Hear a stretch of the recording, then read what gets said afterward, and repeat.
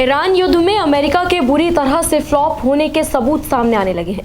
दरअसल ईरान के साथ जारी तनाव के बीच अब अमेरिकी रणनीति और सैन्य नेतृत्व पर गंभीर सवाल खड़े हो गए हैं।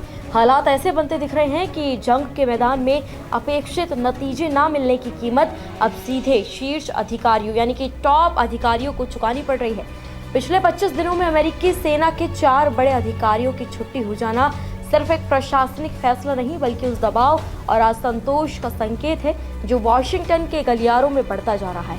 ताज़ा मामला नेवल सेक्रेटरी जॉन फेलिन का है, जिन्हें हॉर्मुज जलडमरू मध्य में ईरान की नाकाबंदी को प्रभावी तरीके से तोड़ने में विफल रहने के आरोप में पद से हटा दिया गया। करीब 1.5 साल से इस अहम पद पर काबिज फेलिन को हटाया जा रहा है, इसीलिए भी चौंकाने वाला माना जा रहा है क्योंकि एक रिपोर्ट के मुताबिक उन्हें राष्ट्रपति डोनाल्ड ट्रंप का करीबी अधिकारी माना जाता है।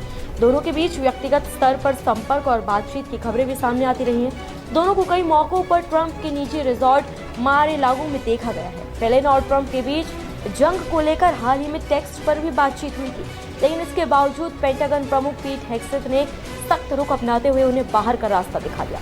फेलिन से पहले भी army chief general Randy George, major general David Hornley और major general William Green junior को हटाया जा चुका है। इन सभी पर एक ही तरह के आरोप लगे, जंग में अपेक्षित सफलता ना दिला पाना। हालांकि आधिकारिक बयान में फेलिन के मामले में इस्तीफे की बात कही गई है, लेकिन परिस्थितियां इशारा करती है कि फैसला दबाव में लिया गया। अगर जमीनी हालात पर नजर डालें तो कई ऐसे संकेत मिलते हैं जो अमेरिका की रणनीतिक चुनौतियों को उजागर करते हैं। रिपोर्ट्स के मुताबिक हॉर्मुज के बाहर अमेरिकी नाकाबंदी उतनी प्रभावी नहीं रही जितनी दावा किया गया था। एक ही दिन में दर्जनों ईरानी जहाजों का गुजर जाना इस बात का संकेत देता है कि कंट्रोल उतना मजबूत नहीं है जितना बताया जा रहा है। सेंटकॉम के बयान के उलट बुधवार यानी कि 22 अप्रैल को 34 ईरानी जहाज हॉर्मुज से गुजर गए। इन जहाजों को अमेरिका रोक नहीं पाया। उधर सेंटकॉम का कहना है कि उसने हॉर्मुज के बाहर 10,000 सैनिक लगा रखे हैं। दूसरी ओर कूटनीतिक मोर्चे पर भी स्थिति उलझी हुई नजर आती है। ईरान और अमेरिका के बीच प्रस्तावित शांति वार्ता का टल जाना इस बात का संकेत है कि दोनों देशों के बीच भरोसे की कमी अब भी बनी हुई है। दरअसल मंगलवार 21 अप्रैल को इस्लामाबाद में ईरान और अमेरिका के बीच पीस डील को लेकर बैठक प्रस्तावित थी। इस बैठक में ईरान और अमेरिका की डेलीगेशन को शामिल होना था, लेकिन ईरान ने यहां आने से मना कर दिया। इसके बावजूद अमेरिका की ओर से सीज फायर को बढ़ाने का फैसला ये दर्शाता है कि वॉशिंगटन फिलहाल टकराव को सीमित रखना चाहता है।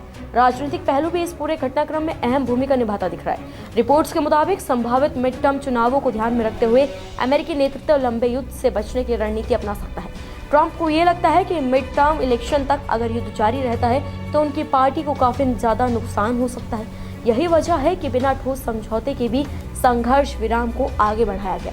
कुल मिलाकर ये पूरा घटनाक्रम सिर्फ सैन्य रणनीति की बात नहीं रही है, ये नेतृत्व, राजनीति और वैश्विक संतुलन की जटिल कहानी बन चुका है। सवाल अब ये नहीं कि जंग कौन जीत रहा है, बल्कि ये है कि क्या मौजूदा रणनीति अमेरिका को उसके लक्ष्य तक पहुंचा पाएगी या फिर ये संघर्ष उसे और मुश्किल फैसलों की ओर धकेलता रहेगा। आप इस पर क्या सोचते हैं? अपनी राय हमें कमेंट बॉक्स में जरूर दें। नमस्कार, मैं हूं मानक गुप्ता। अगर आपको हमारा ये वीडियो पसंद आया हो तो इसे लाइक और शेयर जरूर करें, और हाँ, हमें सब्सक्राइब और फॉलो करना ना भूलें ताकि आप देश और दुनिया की कोई खबर मिस ना करें। तो जुड़े रहिए हमारे साथ और देखते रहिए न्यूज़ 24।